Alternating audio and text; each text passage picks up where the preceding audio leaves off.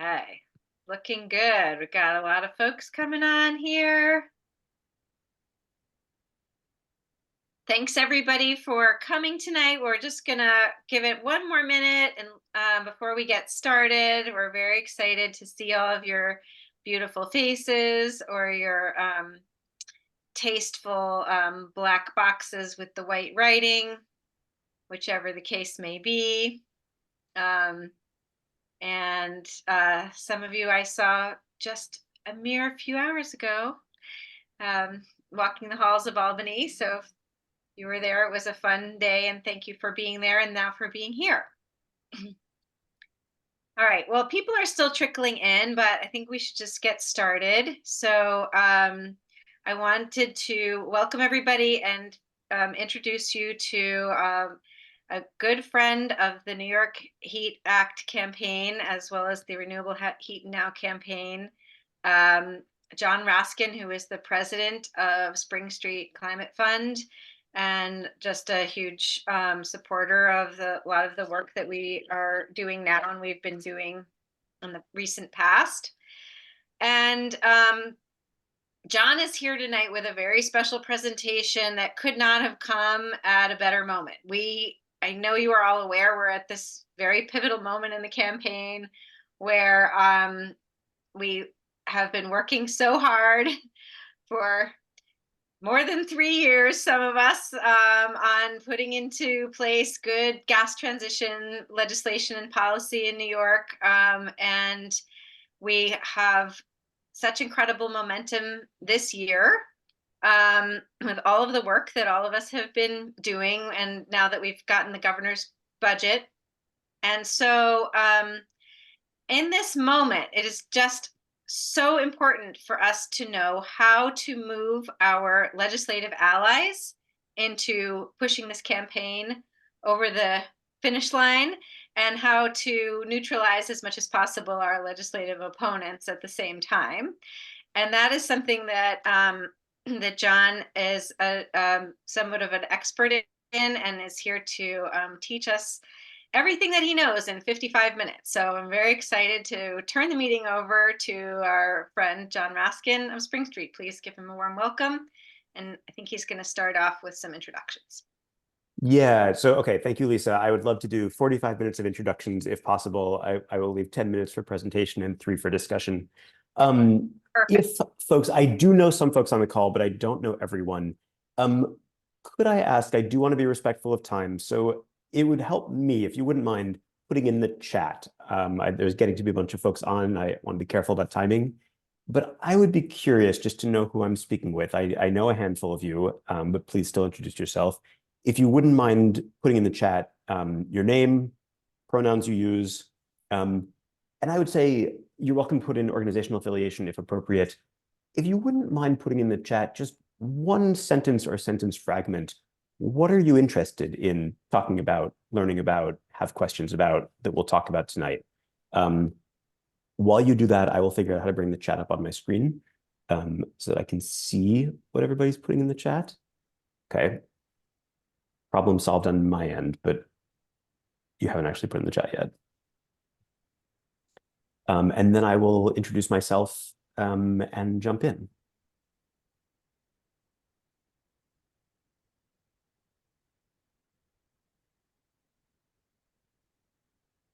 Great. Thank you, Isaac Caffey. Okay, great.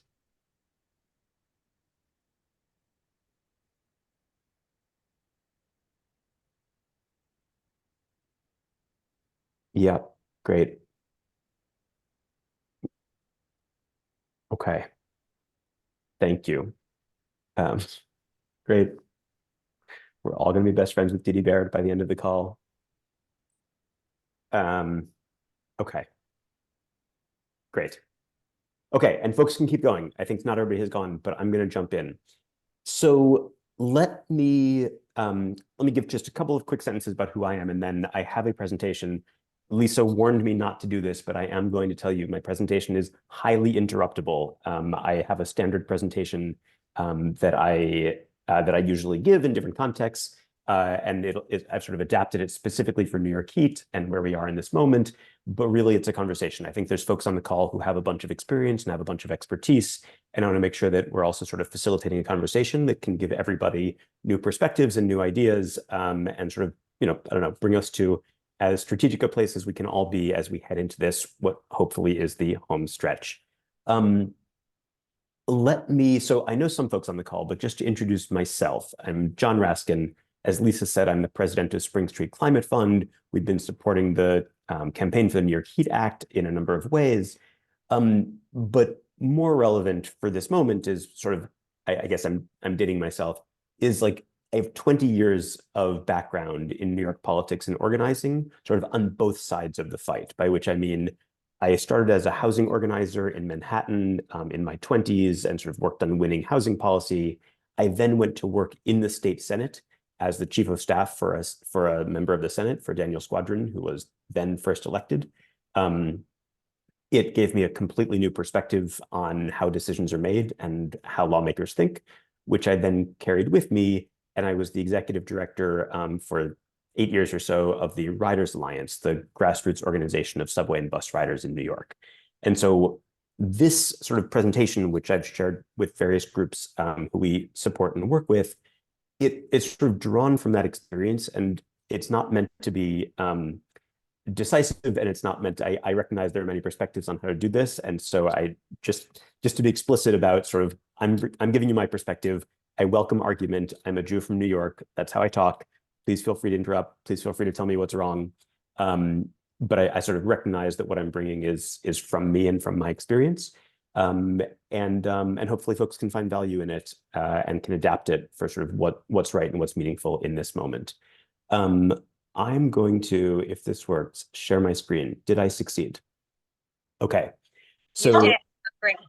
Thank you. So now that I've shared my screen, what it means is to interrupt me, you have to either say something in the chat, which I can see, or you have to actually raise the hand on Zoom, because I can only see some of you. And so raising your actual hand in real life might not do it. Please raise your Zoom hand to interrupt, or just start talking. Sorry, also an option, as I said, New York Jew. Okay. So this presentation is it's drawn from my experience, titled as described for a couple of people who said they're interested in what we're talking about, thankfully, how lawmakers think and how to get them to think what you need. And so what the way I'm going to go through it is a little bit of drawn from that experience, sort of a theoretical background that everyone can have about, where we come from, where lawmakers come from, how to find the medium ground where we're sort of speaking the same language. And then at the end, try to really apply it to this moment in New York Heat, and sort of try to draw out. I think I will profess, I'm not in all the calls. There's a lot of detail I don't know. And so I'll rely on folks who are on the call with me to sort of make it relevant and make sure that we're actually addressing what folks need. So, oops, whoa, that did not work. Sorry. Let me see if I can do this again with screen share and succeed more effectively. Are we back on screen share? Okay. So background of the presentation. I mostly included this slide to show you that I give this presentation to various groups, and I'm not going to walk you through all the details because I know that a bunch of folks on this call have a bunch of experience and sophistication, and we are not going to talk about what is an executive and what is a legislator and why do they matter to us. I do want to take a moment, though, on what do we need from them. And this is something that Jessica referenced, but I actually want for folks either in the chat or just by jumping in and saying something. I'm curious for folks' perspective on where are we right now? What do we need? What do we need from lawmakers, right? There's different things we need at different times. And I want to focus on that last question for a second. What are folks anxious about? What do we need right now? I can see the chat and I can hear anyone who yells, please.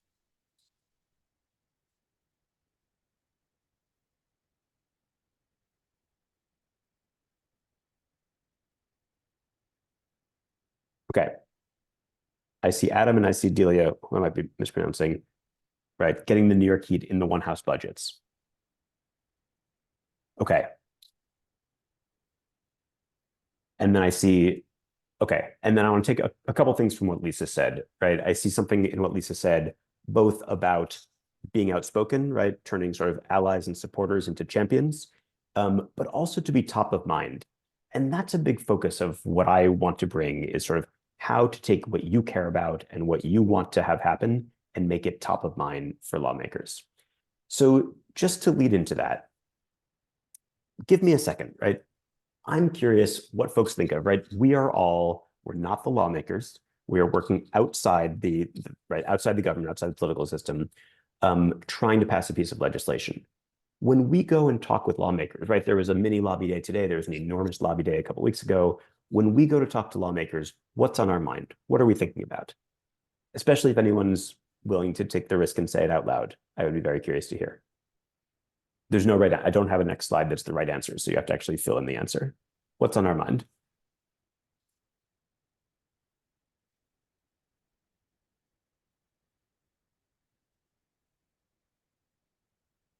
Okay, so Isaac says, see where they are at, right? So one thing we're doing is gathering intel as we talk with lawmakers. What's on our mind is to understand where they are. What else are we trying to do? To persuade them that what we're offering is to their advantage and everyone else's. So what Sarah's pointing out is important, right? We're making an argument. And I think you're getting a step deeper, which is to say it is both a substantive argument that we're making and it's a political argument that we're making. And that's what we're going to focus on today, right? And just to be respectful of sort of where folks are coming from, including myself, there is a substantive argument, right? I want to be clear, right? I'm going to make an argument to focus on the politics and that's where I come from and et cetera. But just to say, it is also true that it is worthwhile. I know folks do lobby meetings. It is worthwhile to be armed with facts. It is worthwhile to explain why the legislation matters. I don't mean to dismiss the actual substance of what we're trying to accomplish here and why it matters. But what we are going to focus on is, from my perspective, what lawmakers focus on, which is what AJ just put in the chat, right? In a very direct way, right? Demonstrate how many of their constituents support it and alleviate fears that they'll be voted out if they support it. So, right, I think often in my experience, we come to the issue, and I'm including myself as an advocate because I've mostly in most of my career worked outside of government. We come to the issue because it matters, right? We're drawn to do this either for volunteer work or for low pay. And we do it because we think it's really important and it's important and worth investing a serious portion of our lives in. And lawmakers are coming from a very different perspective, just to be explicit about it, right? Lawmakers are coming from a very different angle. And the moment that I sort of saw this distinction, the moment that drove it home to me was now, I guess, 15 years ago. I had worked as a housing advocate, right? Lobbying lawmakers, creating events, organizing, in the neighborhood. And I went to work in the state Senate. One of the things that we had worked on when I worked in Manhattan was trying to win congestion pricing. We cared about it for a variety of reasons in Manhattan, air quality, safety, crossing the street, right? A variety of reasons. It had been a big priority. And then suddenly I was on the other side. I worked in the New York State Senate, and I have a very vivid memory of being in the LOB, right? The Legislative Office Building, in our office, and getting lobbied by a bunch of friends, right? Folks I had worked with on congestion pricing. And they came back, and this was a sort of new iteration, a version of congestion pricing after the law had not passed during the Mayor Bloomberg attempt. And we had this great meeting, right? It was like folks who really care about each other. We had a great vibe. We were on the same page.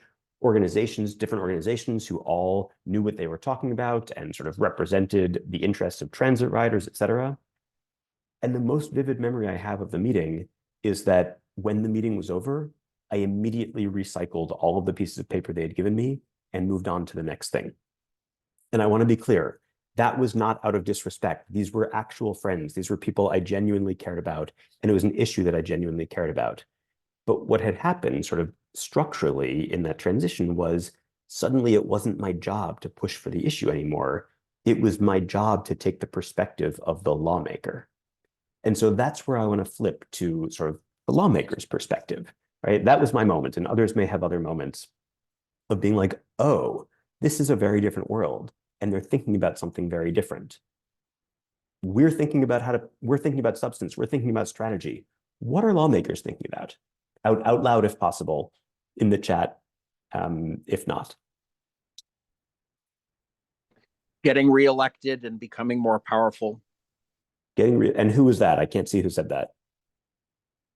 It's Adam. I'm cooking. Sorry. Great. Okay. Getting reelected and becoming more powerful. I see Bryn also put in the chat reelection. Anybody think that lawmakers are thinking about anything else? Right. And so who's going to oppose them? What the opposition's going to be and how much money they'll get from contributions.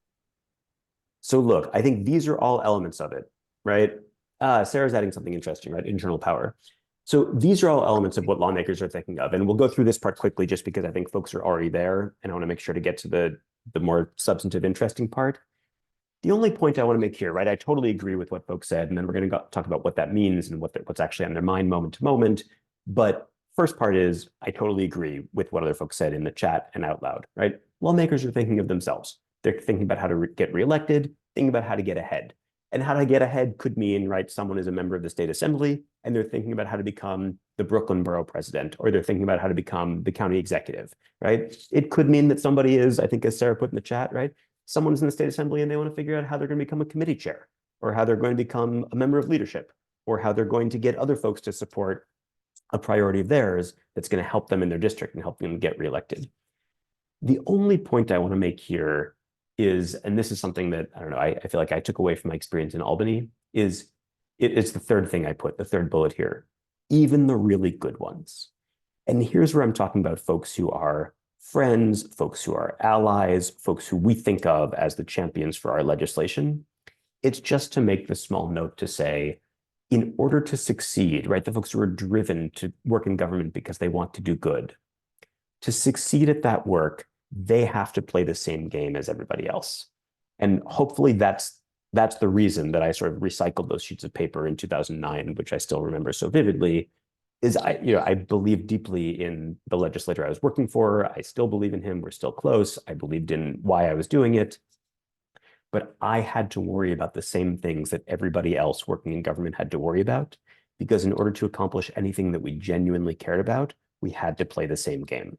We have to get reelected. We have to get ahead. We have to build power, even if what we're there to do is exercise power for priorities that we think are really important and going to serve people. The other thing that I think is really important, and someone said this, and I apologize, I think it may have been one of the things that Adam yelled at us while cooking. The other core point, just sort of for the overall lawmaker perspective, is just to remind folks of the degree to which lawmakers are thinking then about who, not what. And I say this, right, there are, by my last count, and it could have changed in the last couple of years, 11 or 12,000 bills introduced in a year.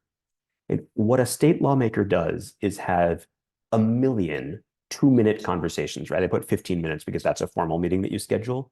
The reality is like 90-second, 2-minute conversations about a million different bills.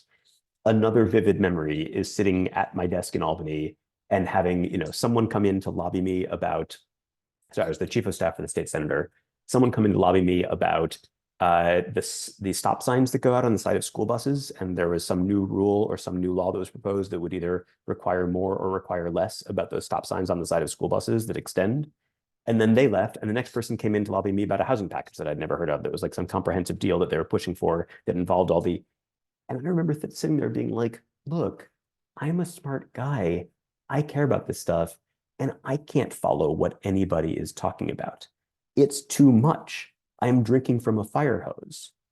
And so when I'm trying to figure out, I guess maybe this is the part that I wish I hadn't said yes to the recording, however many years later, but it's true. So when I'm trying to figure out, is this good? Is this important? Is this worth my time and my energy? The sort of the shortcut that I used, and I think that everybody uses, instead of being able to truly deeply understand the issue and know whether it's a good or bad idea, you substitute the who for the what.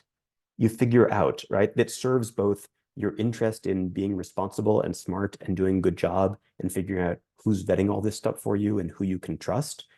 And then also going back to 1 or 2 slides ago, figuring out the who also serves your political interests, because politics is entirely about who. It's about who can help you get ahead and who's going to support you and who's going to oppose you. And so the overall framework, and then we'll sort of get into the how, the overall framework is to become the who that they care about, right? That's sort of my organizing principle and what I bring to a lot of the grassroots work that I've done and have supported and advised is all of it is sort of in the category of how do you insert yourself and become the who that the lawmakers are thinking about, right? Phrased a different way, as I think various people have referenced in the chat, politics is about power. And what I want to talk about in more detail for a few minutes now is it's how to get lawmakers to feel your power, right? They care about the who, they care about pursuing and organizing and being part of power. And how can you build power? And then most immediately for sort of this month of February and what we're about to embark on in New York Heat, how can you exercise that power in a way that lawmakers really feel it?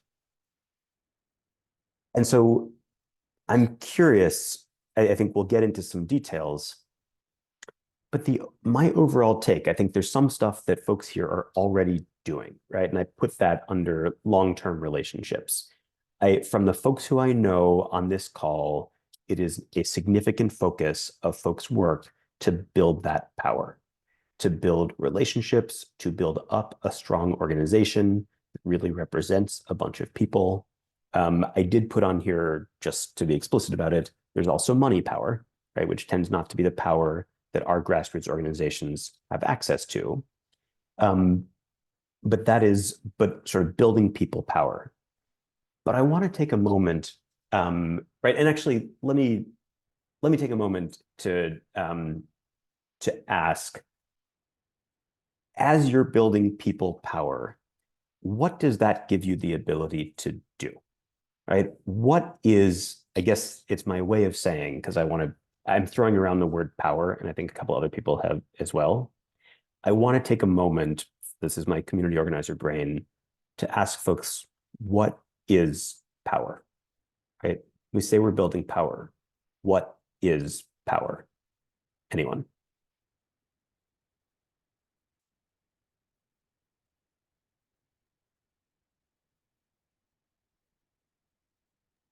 The ability to make things happen. The ability to make things happen. Was that also Secret Adam? Sorry, I can't see. It's Bill, no. Oh, Bill. Okay, great. Thank you. The ability to make things Secret happen. Adam says influence. Influence. And actually, let me push you on that. I'm going to push either of you on that. What does it mean to make things happen? What does it mean, influence? What does that mean in this context? Getting people in the ledge to do what you want them to do, or in this case, put the bill in the budget. Anyone else want to jump in? Getting them to even think in our terms, to speak in the way that we are speaking about a particular issue. So I think, and that's a method of, right, the influence that Adam mentioned. I think there's an element of control. I think there's an element of control in it. Can you explain that one step further? I'm calling the shots. I'm able to, well, make things happen as Adam said or Bill said, but I have the ability to control my destiny, the destiny of my legislation, that kind of thing. So I think control is a really important part of it. I'm going to put in, I think this is parallel to what a bunch of folks are talking about, a definition that I often use, which I just put in the chat, which is sort of distilled, right? Power exists only in relationship between people, right? Nobody has power in a vacuum. You don't have power on your own in your house. You have power when you have the ability to get someone to do what they otherwise weren't going to do. And that's what I want to try to think through with New York Heat. It's what I want to try to think through in this moment, right? Going back a few minutes, we talked about speaking lawmakers' language. You do need to have the substance, but they don't have the capacity even really to understand the substance.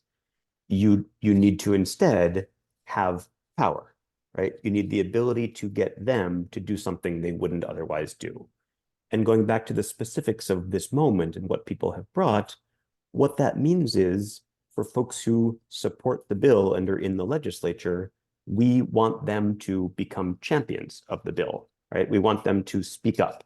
For folks who don't support the bill, we want them to support it or at least become okay with the bill passing, right? We're trying to sort of shift everyone one step on that spectrum so it builds momentum for New York Heat and makes it easier politically for the speaker ultimately, right, of the assembly to say yes to.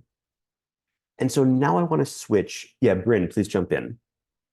Yeah, I just had like I guess a thought that I'm hoping kind of weave into this. I think this definition of power makes sense and is particularly interesting within our space because I think especially with climate work, there's often a big push or case to be made for not doing things, right? Like it's hard sometimes to make the business case for action, the financial case for action to like prove that this thing is worthwhile to do. And I feel like with climate work, that's especially true because it's very easy otherwise just to be like, well, we're just going to continue doing what we have been doing. So I would kind of love to hear, like, as you're continuing to talk through this, just how we can take that into consideration as we're putting together our tactics. Does that make sense? Well, it totally makes sense. And I think you're hitting on something really important, which is why I'm sort of emphasizing power and why we're talking about it and why we'll shift into then the specifics and the tactics and what it looks like, which is that you're not defending the status quo, right? The folks on this call are trying to change the status quo. And in our political system, that requires more power. I mean, it's like, it's sort of a physics problem, like, right, to start something that's not already moving. But I would say it underscores the degree to which I think on this call we're talking about it, and when you have strategy calls and decide what to do, I would encourage everyone to think through the lens primarily of how do we build power, which I think of sort of a long term. But going back a couple of slides, how do we get these state lawmakers to feel that power, right? How can we speak their language so that if we have built that power, and let me take a second just on this before we move on into the specifics and the tactics. If you're trying to get them to feel that power, what makes you powerful, right? We have various folks on this call. Everybody has some form of power that we are exercising in the political system. Where does that come from? What is your source of power? Again, the chat or jump in, please.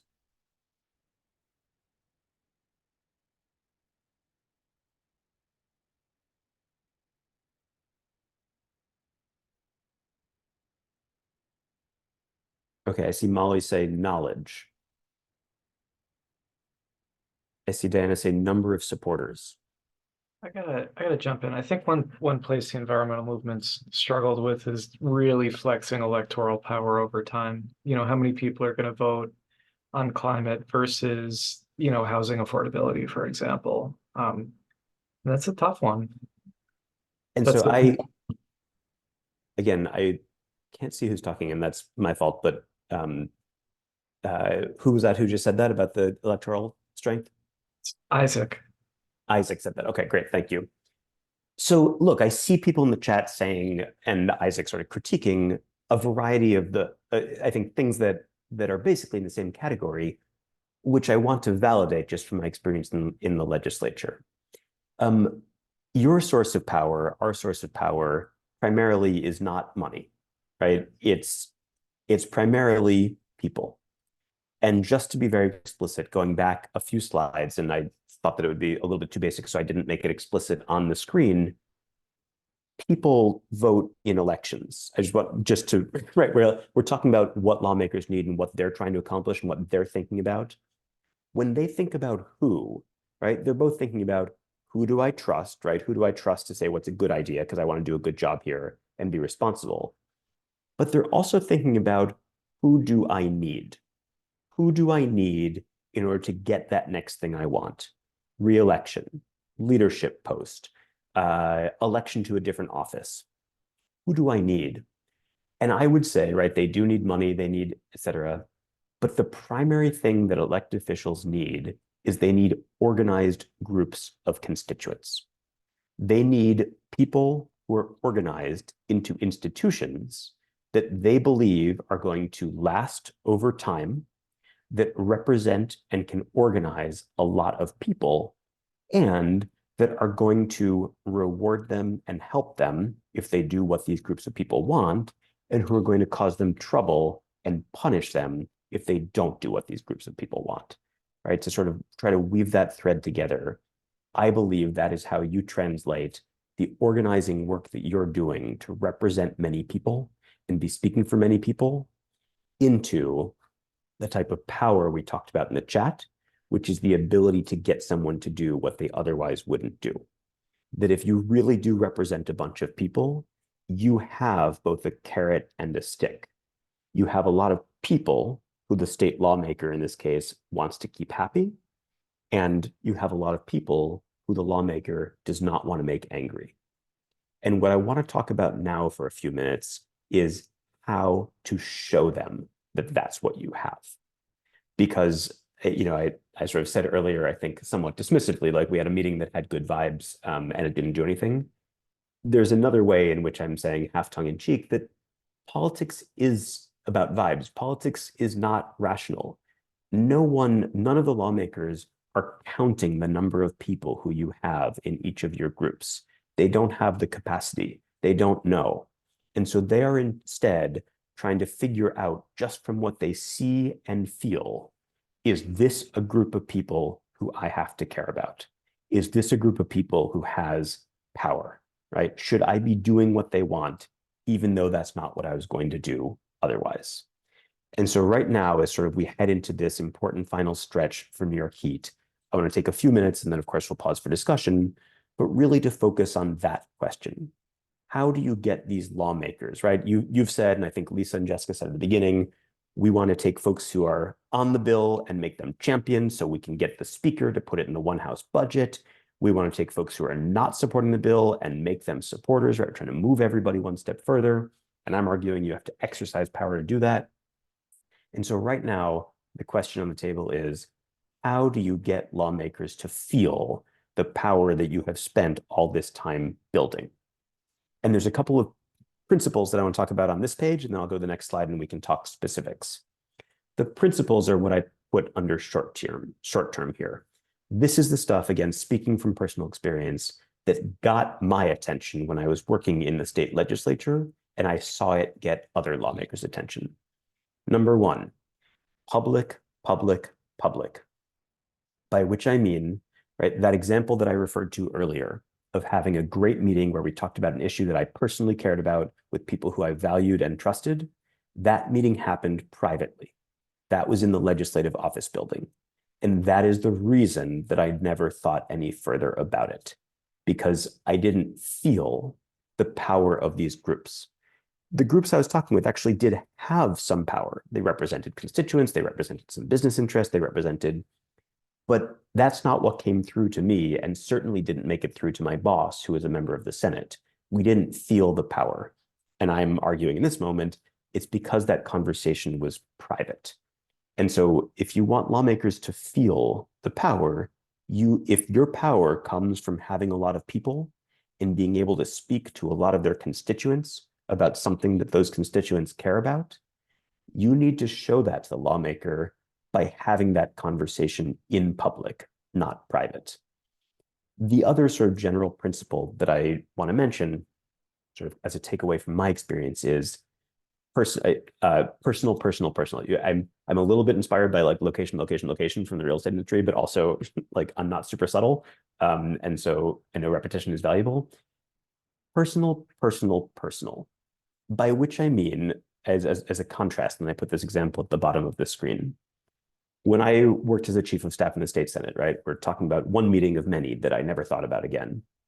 And Liz, we'll come to your question in a second, right? Thinking about one meeting among many that I never thought about again. The other thing that happened in that meeting is I never had any suspicion from that meeting that my boss was going to face any personal consequences from what happened coming out of that meeting, right? It wasn't about him, it was about the issue. And I want to contrast that with what I put here as the street vendor example. So I'm not going to get into the entire story because it would take up the rest of the time, but we represented Lower Manhattan. It was a big neighborhood issue for our constituents that there were a bunch of vendors selling a bunch of stuff that was, stuff that was around the World Trade Center site. And so my boss at the time proposed some legislation that would create some sort of modest restrictions or something about what you could sell.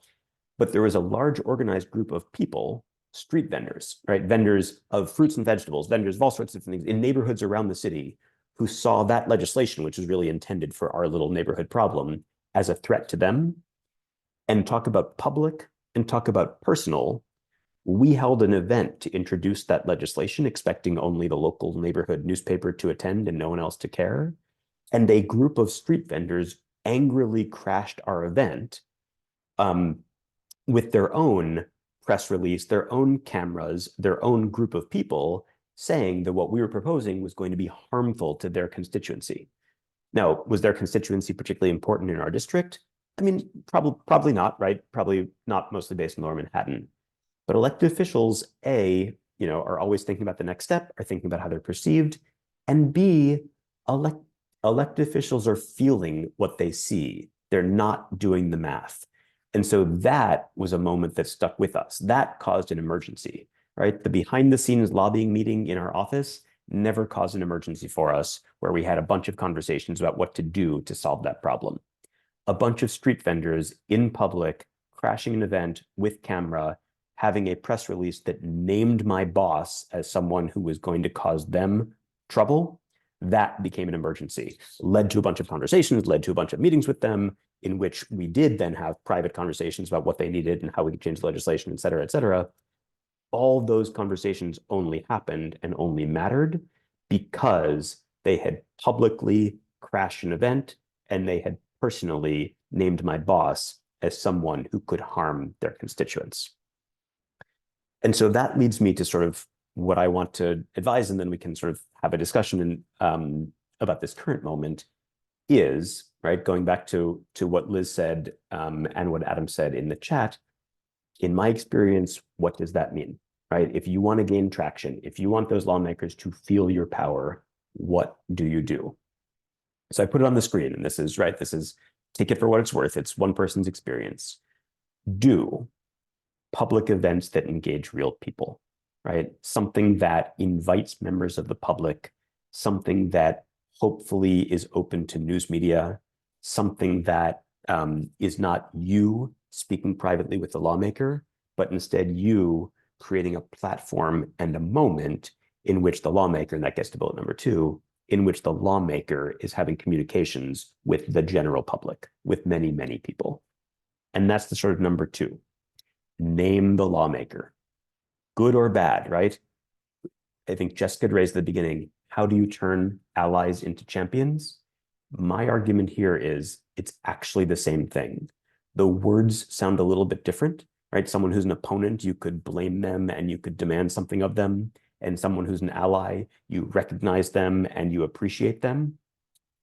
But either way, I would say the principles remain the same. If you want an opponent to become a supporter, or if you want an ally to become a champion, you have to be in public. You have to give them an opportunity to see that you are communicating with the public and that many people care about this. And you have to name them. You have to be specific, whether you're using friendly or oppositional or neutral language. They don't notice unless you say their name. The third is, I would say, demand an outcome, right? They need to know. They are overwhelmed with information. They need to know, if you can establish you are a group to care about, you're speaking to the public, and you are focused on them, right? You're going to hold them accountable for what they do. They need to know very clearly what you want them to do, right? And so in this case, I think that part is very simple. But I would say you can demand that they pass New York Heat, whether you're rallying alongside them or against them or whatever it is. Whether or not a single lawmaker has the ability to pass New York Heat, the demand is the same.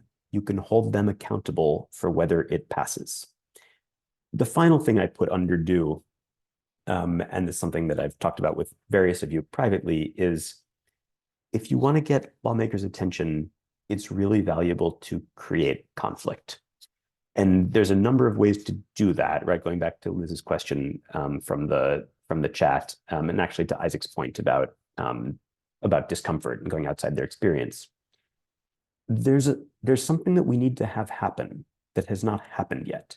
It's passing this very important piece of legislation. And so there is conflict already. You are right that the status quo is unacceptable. And the challenge, which we can come into the discussion, is to figure out how to make that conflict public and personal, so the lawmaker becomes part of it and feels the pressure to resolve it in your favor. Again, this is getting repetitive, and so I'll keep this part brief, but the don'ts are, don't keep it private. I can tell you from experience, something that happens behind closed doors, if they don't think that it's going to become public, if they don't think that's going to impact what happens in public, it gets lost. It gets lost in the shuffle, no matter how much they may like you, no matter how much they may care. And the other is just the flip side of my saying, name the lawmaker. I think one thing that I ask everyone in the space to do is don't say that Albany needs to pass the bill. Albany is not looking for votes. Even worse, I would argue, don't say that the bill needs to pass. The bill doesn't have the ability to pass. It is inanimate.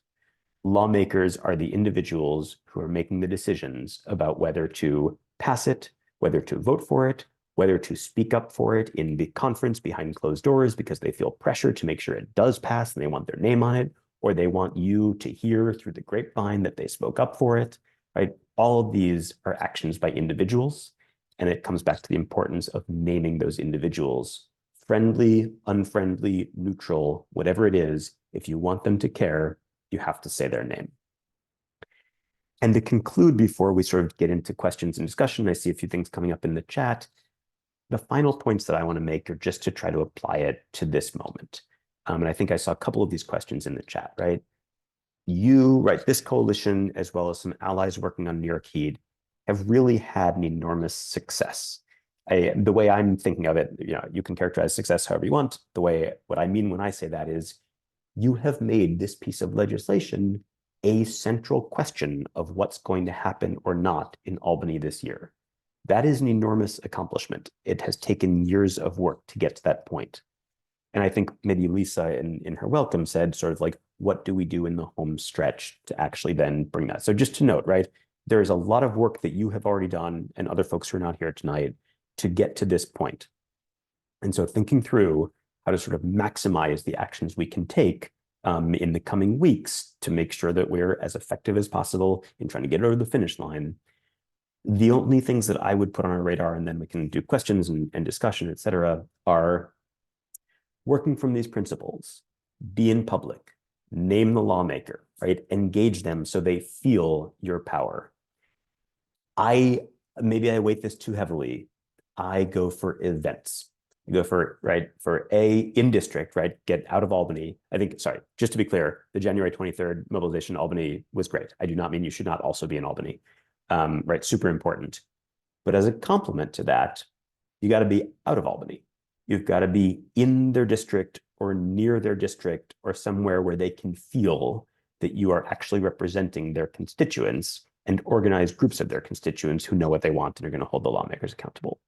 Events are a great way of doing that. Events do two things. One is they show your power. They show that you have people. They show that you're local, especially if you can get people to those events. Even if you don't have an enormous number of people at your event, the fact that you can pull off an event, if you can get reporters to come to your events, if you can get events at the Fed, whatever you can do, it shows that you exist. It shows that you're real. It shows a certain capacity and organizational infrastructure that is a demonstration of power. The other reason that I sort of put an emphasis on creating events and inviting lawmakers, which we'll come to in a second, is that in my experience working in the legislature, it was sort of a backdoor way of getting lobbied about a bill, right? There's like a front door way, or rather a direct way in which you get lobbied about a bill, right? Somebody comes to your office and they say, pass this bill, or somebody pulls you off the floor of the assembly and says, pass this bill, right? That's direct lobbying. But if you're trying to read all these heuristics and shortcuts and tea leaves to figure out what's important and who cares about what, I will tell you a couple of things that sort of break through and get actually to the senator or to the member of the assembly is if you create an event and you invite them and you ask them to contribute to your press release. And I say those, I know it sounds very specific and sort of small, but in our office, that's what actually broke through to me as the chief of staff, or to Daniel, my boss at the time, as a member of the Senate, was everything we were invited to, we had to talk about. We had to figure out, okay, Who is this? Who's holding it? Do I have to be there? Is it important? Why does it matter? I have 5 competing invitations. Which one's the most important? It prompts a conversation about you, even if you're not there, inviting a lawmaker to an event. And the other is when you ask them to contribute a quote to a press release, it makes them come up with a quote. It makes them at least consider it. And it is somewhat political malpractice to be invited to give a quote for something and then not even to consider it or really talk about it internally in the office. So a bunch of offices commit malpractice, right? Like some offices just never think about that. But those are ways that even if you're not in the room, you can get the lawmaker and their chief of staff and their press person and their legislative director, all of whom may be the same person, to talk about you and to talk about New York Heat and to register and feel that things are happening for it. And again, I say that invite your allies and your maybes, and those invitations may look different, right? You can create an event with an ally to demand that the governor pass New York Heat, right? You can create an event with an ally to demand that New York Heat pass and explain why it's so important, et cetera, et cetera. That helps turn that ally into a champion who now has experienced more directly the power behind the bill and is more motivated to make sure it actually passes so that he or she can go back to you and go back to all those people who you represent and say, we did it, right? It gets them more invested. And for folks who are not invested, showing that you are creating moments, creating events, and that they are invited to it, it makes them feel that much more pressure that people are watching and noticing them and going to see whether it passes and what they do. And the final piece is something I talked about with Jessica, and I think came up earlier in the chat, is like how to be good at this without also being an asshole, is what I call the like get an angry call test, which is to say, I think it's just sort of my reinforcing or encouraging to say, you can be pretty aggressive in making demands, which is your right as people who live in New York State as constituents, you can be pretty aggressive about making demands because you have something you need, which is this bill that has not yet happened, which is to pass the bill. And so it may make I think as Isaac had said in the chat, demanding something, engaging a lawmaker, making demands on the governor, et cetera, it may make them uncomfortable. But if you're not saying inaccurate things about them, if you are demanding that they do something, that is their job.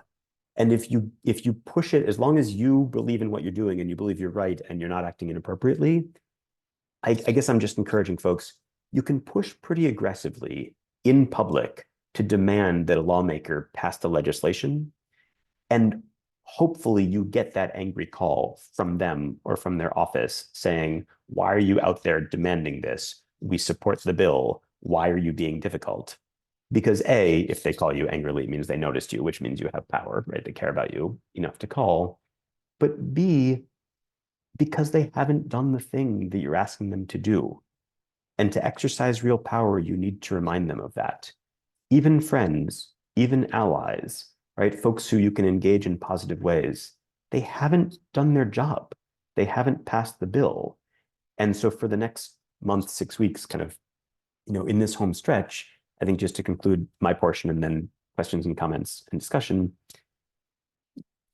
I'm arguing that our job here, your job here as a coalition is to have lawmakers feel your power, to have them understand your demands, to have them understand that you represent many people who are organized and who can hold them accountable, good or bad, and that you have the capacity. And the way to demonstrate that, kind of as I said, right, is to show, not tell, that you represent many people by speaking to the public and being a way for the lawmaker to connect to the public, and by doing it in a way that is personal and names them and talks about them and invites them and engages them so that they feel accountable for what happens.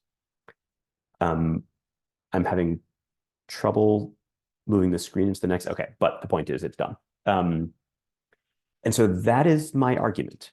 My argument is have them feel your power, make it public, make it personal, be aggressive, and that a magic tool for doing that is to create events. I will stop there and I will turn it actually to hosts, Jessica and Lisa, if there's anything you want to make sure we come back to. And if not, we can go back to the chat and see what folks are curious to discuss. Awesome. John, do you want to unshare so we can all see each other's Yes, face? sorry, thank you. And I will unspotlight you so that we can all be in the Zoom room together. And I'll turn it over to Jessica now. Thank you so much. Thank you, John, for that great presentation. I do see some questions in the chat. So why don't we just run down through some of those? So one of the questions was, what does taking the conversation public look like? And I think you discussed events, right, as a main way to have the conversation in a way that media can attend, the legislator is interacting with the public. Are there other ways that you would talk about kind of taking the conversation public or making demands of the legislator, like if they're not coming to the event or if we can't get them to an event? Just would love to know if there are other tools in the toolbox. Yeah, absolutely. I'll name one or two, and then I'm curious if others want to jump in. Right? Let's say you create an event and they don't come, right? Or they don't respond, or they're not interested. So what do you do to escalate? What do you do to amp it up? One is, it's very, it's totally within your rights and your purview to create an event about them without them. And so that's just one tool to note that you can do. And you can amp up and down sort of how aggressive that is. You can have a day of action in which you say, we're trying to pass New York heat, and we're demanding that Assemblymember Barrett be Lisa's best friend. And demand number 2 is that she pass the bill. And we are going to have a bunch of activists spread out throughout Hudson or throughout, whatever is in her district, educating people about this legislation and asking for Assemblymember Barrett to pass the bill. And you can do that whether or not they're a sponsor of the bill, right? Remember, they haven't done the job. They haven't passed the bill. And so when you get the angry call, you're in the right. You're totally being reasonable. You need them to pass a bill and it hasn't passed. And so you're going to educate members of the public about the importance of the bill and ask that Assemblymember Barrett make sure that it passes. I would name one more. Another way that you can name people that is also in public, especially if you have the ability to have many people participate, which is social media. Again, I would say social media about the legislation, I would put in the category of not specifically naming them, and therefore I would argue not breaking through. But a social media push that either gives them a platform to speak to many people so that they actually produce content that you can then facilitate, or social media action in which many people tag them and communicate with them and ask for their help. Either of those is another way of speaking directly with the lawmaker and sort of being a conduit between the lawmaker and the public. Are there others that I didn't think of that are on folks' mind?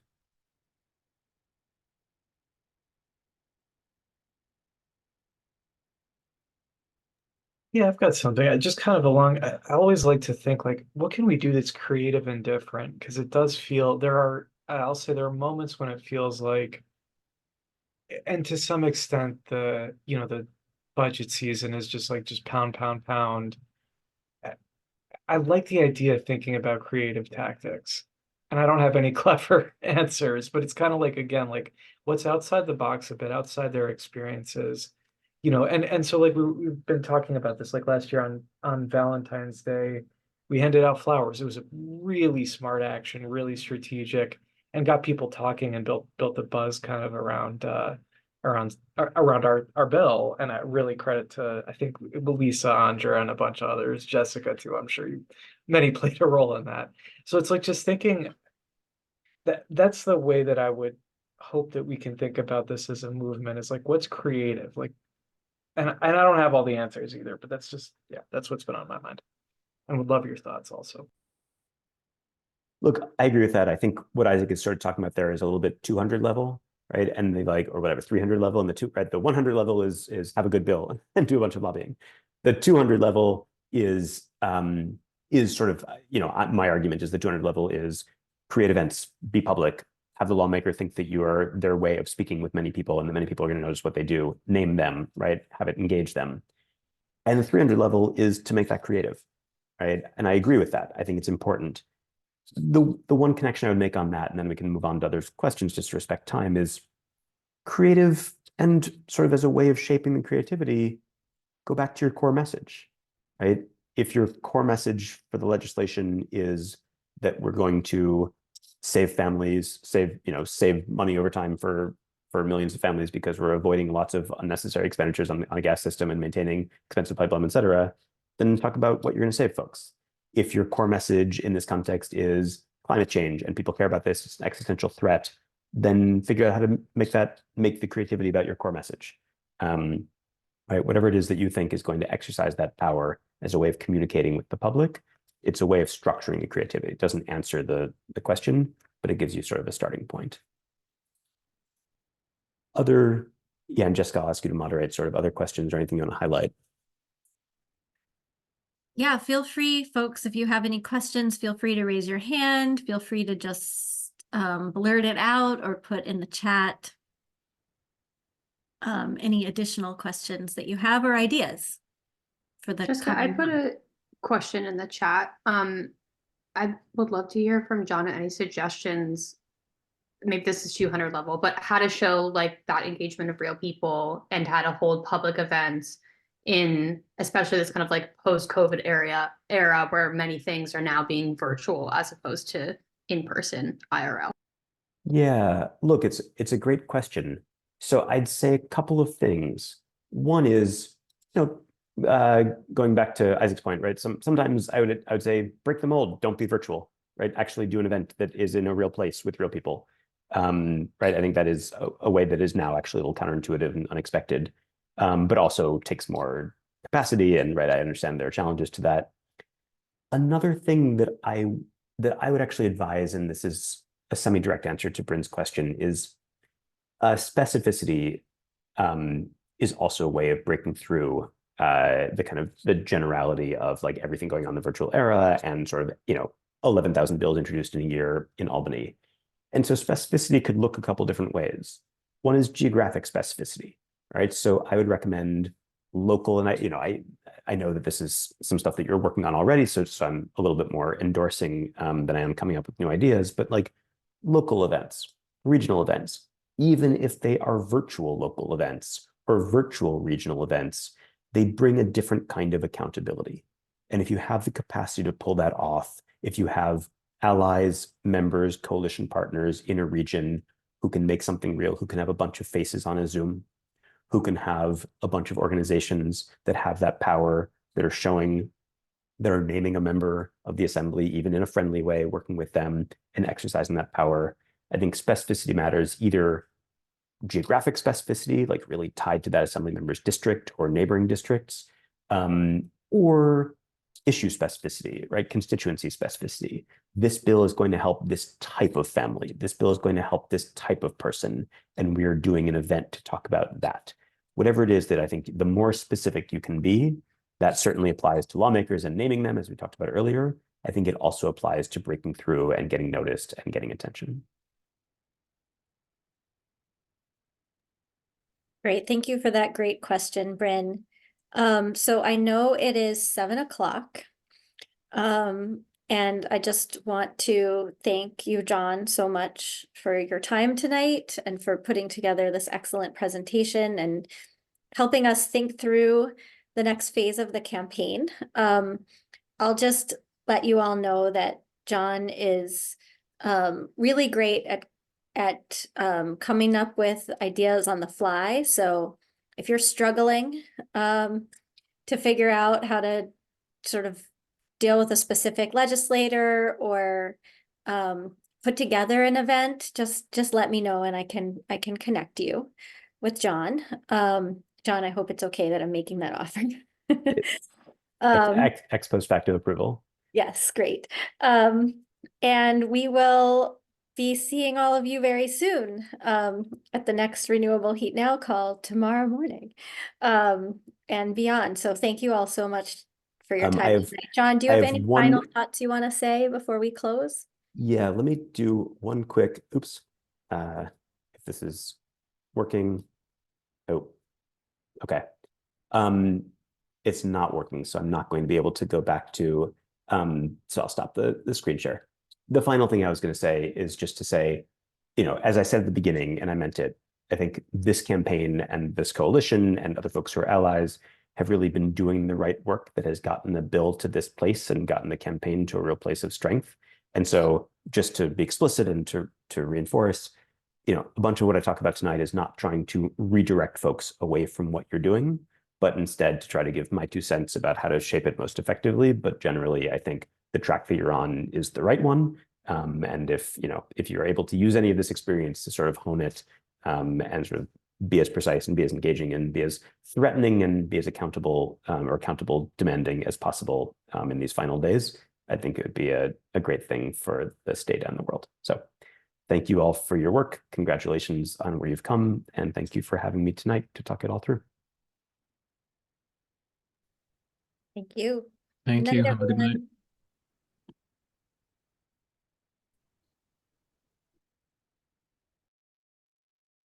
It's gone.